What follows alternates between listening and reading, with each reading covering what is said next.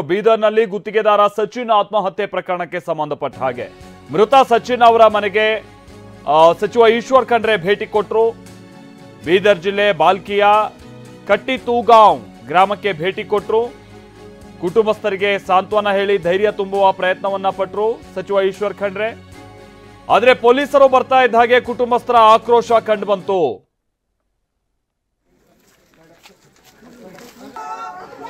ಪೊಲೀಸರನ್ನ ಮನೆಯೊಳಗೂ ಕಾಲಿಡಬೇಡಿ ನೀವು ಅಂತ ಹೇಳಿ ಕುಟುಂಬಸ್ಥರು ಅಲ್ಲೇ ಅವರಿಗೆ ಘೇರಾವ್ ಹಾಕ್ತಾರೆ. ದೂರು ತೆಗೆದುಕೊಳ್ಳದೆ ಇದ್ದದಕ್ಕೆ ಪೊಲೀಸರ ಮೇಲೆ ಆಕ್ರೋಶವನ್ನ ವ್ಯಕ್ತಪಡಿಸ್ತಾರೆ. ಪೊಲೀಸರನ್ನ ಹೊರಗೆ ಕಳಿಸ್ತಾರೆ, ನಡೀರಿ ಇಲ್ಲಿಂದ ನೀವು ಆಚೆಗೆ ಅಂತೇಳಿ ಸಚಿನ್ ಅವರ ಕುಟುಂಬಸ್ಥರು.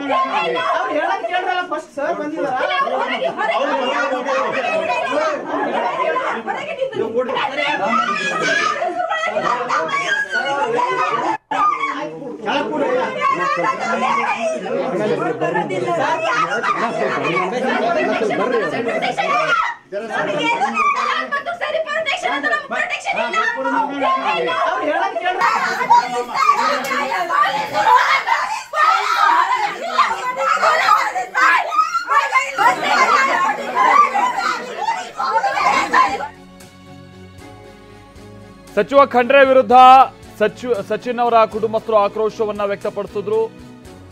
ರಾಜು ಕಪನೂರ್ನನ್ನ ಯಾಕಿನ್ನೂ ಬಂಧಿಸಿಲ್ಲ ಅಂತ ಕುಟುಂಬಸ್ಥರು ಪ್ರಶ್ನೆ ಮಾಡಿದ್ದಾರೆ. ಸಚಿವರಿಗೆ ಸಚಿನ್ ಪಂಚಾಳ್ ಅವರ ಕುಟುಂಬದವರ ಪ್ರಶ್ನೆ ಇದಾಗಿತ್ತು. ವಿಚಾರಣೆ ಮಾಡ್ತೀವಿ ಅಂತಾರೆ, ಯಾರನ್ನೂ ಇನ್ನೂ ಅರೆಸ್ಟ್ ಮಾಡಿರಲ್ಲ. ಈ ಪ್ರಕರಣದಲ್ಲಿ ನಿರ್ಲಕ್ಷ್ಯ ವಹಿಸಿದಂತ ಪೊಲೀಸರದ್ದು ಕೂಡ ತಪ್ಪಿದೆ ಅಂತ ಹೇಳ್ತಾರೆ. ಆದ್ರೆ ಯಾರನ್ನು ಬಿಡೋ ಪ್ರಶ್ನೆ ಇಲ್ಲ ಅಂತ ಸಚಿವ ಖಂಡ್ರೆ ಹೇಳ್ತಾರೆ. ಮೃತ ಸಚಿನ್ ಪಂಚಾಳ್ ಕುಟುಂಬಸ್ಥರಿಗೆ ಭರವಸೆ ಕೊಡ್ತಾರೆ. 10 ಲಕ್ಷ ರೂಪಾಯಿ ಪರಿಹಾರವನ್ನ ಘೋಷಣೆ ಮಾಡ್ತಾರೆ ಈ ಟೈಮ್ನಲ್ಲಿ.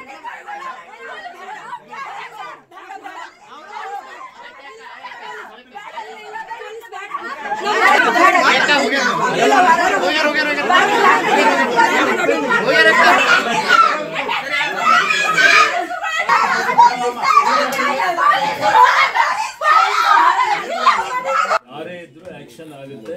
ಈಗ ಸದ್ಯಕ್ಕಿದು ರೈಲ್ವೆ ಪೊಲೀಸರು ತನಿಖೆ ಮಾಡ್ತಾ ಇದ್ದಾರೆ.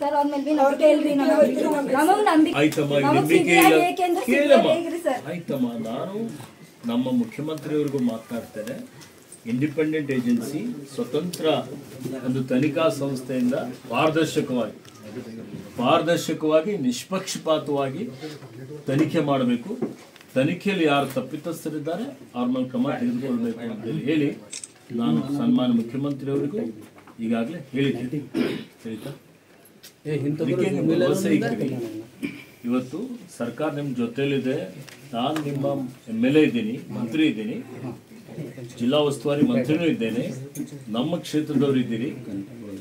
ನನಗೆ ಇವತ್ತು ಎಲ್ಲ ವಿಷಯಗಳಿದೆ ಅಂತ ನಾನು ಒಂದು ಫೋನ್ ಮುಖಾಂತರ ನೀವು ಯಾರು ಹೇಳಿಲ್ಲ, ನನ್ನ ಗಮನಕ್ಕೂ ಬಂದಿಲ್ಲ.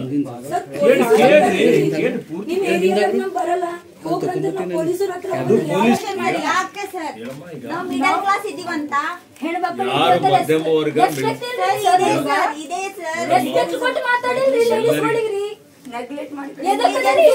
ನಿರ್ಲಕ್ಷ್ಯ ಮಾಡಿದ್ದು ಅವ್ರದ್ದು ತಪ್ಪಿದೆ. ಈಗಾಗಲೇ ಇಬ್ಬರಿಗೆ ಸಸ್ಪೆಂಡ್ ಮಾಡಿ ನಿಮ್ಮ ಹೇಳಿಕೆ ತಗೋತಾರೆ. ನಿಮ್ಮ ಹೇಳಿಕೆ ತಗೊಂಡು ಅದಕ್ಕೆ ಹೊರತುಪಡಿಸಿನೂ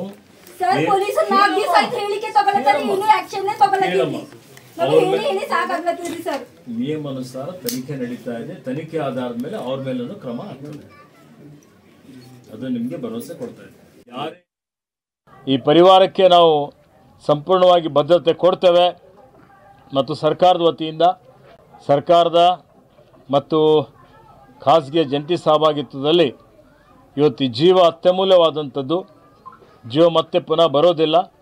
ಆದರೂ ಆ ಪರಿವಾರದವರಿಗೆ ಒಂದು ಸಾಂತ್ವನ ಹೇಳಲಿಕ್ಕೆ ನಮ್ಮ ಕಡೆಯಿಂದ ಒಂದು 10 ಲಕ್ಷ ರೂಪಾಯಿ ಪರಿಹಾರ ಪರಿವಾರದವರಿಗೆ ಇವತ್ತು ಕೊಡ್ತೀವಿ ಅನ್ನುವಂಥ ಘೋಷಣೆಯನ್ನು ನಾನು ಮಾಡ್ತಾ ಇದ್ದೇನೆ.